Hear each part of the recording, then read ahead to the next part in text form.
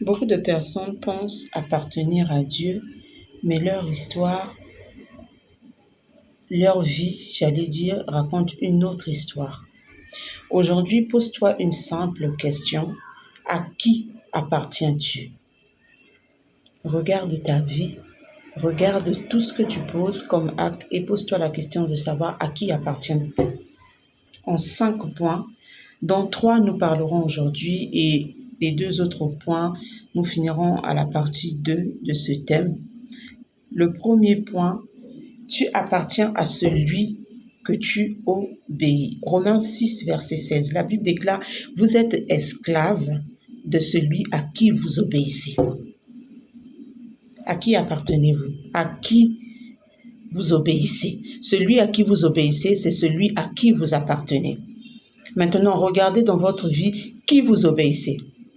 La parole de Dieu, les conseillers, les amis, les serviteurs de Dieu, juste en passant. Même lorsqu'on dit Amen à l'église, même lorsque nous répondons Amen à quelque chose, sachez que nous répondons Amen à toute la vie de la personne.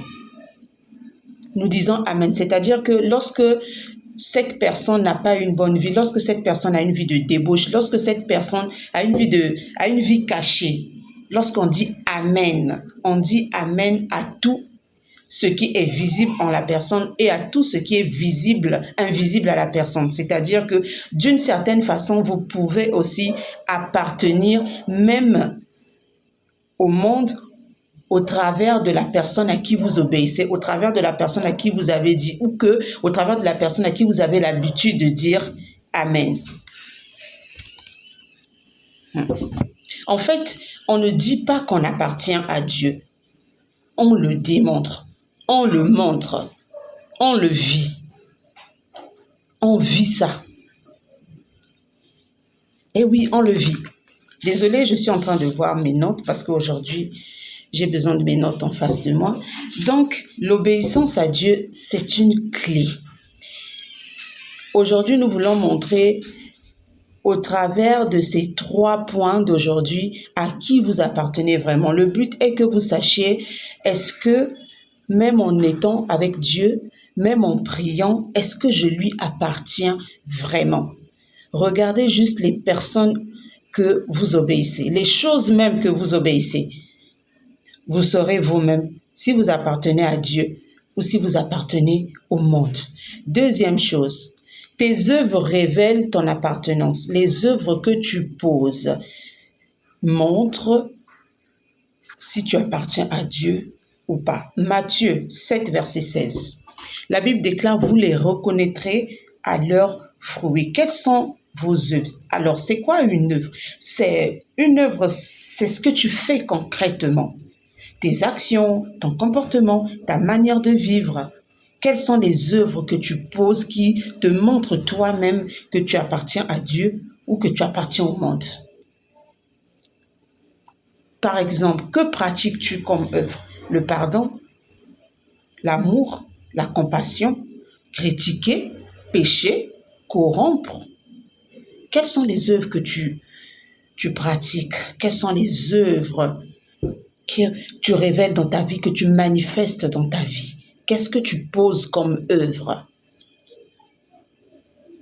C'est ça qui te montre à qui tu appartiens réellement. Les œuvres que toi-même tu as l'habitude de... En fait, c'est une réponse intérieure que tu auras au fond de toi parce que personne ne te connaît en dehors de Dieu. Personne ne me connaît mieux que moi-même en dehors de Dieu. Donc, au travers de mes œuvres, je suis capable de déterminer, de savoir un peu, je pose telle œuvre, j'appartiens à telle œuvre. Je pratique la parole de Dieu, je lis la Bible, je pose telle œuvre, je pratique la compassion, l'amour, j'appartiens à Dieu ou j'appartiens au monde. C'est très important. Judas Iscariote, pour prendre comme exemple, Judas Iscariote, il marchait avec Dieu, il était proche de Dieu, mais les œuvres qu'il a commises ont montré, ont révélé l'état de son cœur, ont révélé l'état de son appartenance, ont révélé à qui il appartenait vraiment, à la cupidité, au monde. Troisièmement, tu appartiens à celui à qui tu donnes ton temps et ton cœur. Ça, c'est très important. Matthieu 6, verset 21. La Bible déclare, là où est ton trésor, là aussi sera ton cœur. Permettez-moi de prendre mes notes. Voilà. Alors, ici, on va prendre l'exemple de Démas. Démas était un proche collaborateur de Paul. Un proche collaborateur de Paul. Mais la Bible dit dans 2 Timothée, verset 4, que Démas a abandonné l'amour. Il a abandonné par amour du monde Dieu.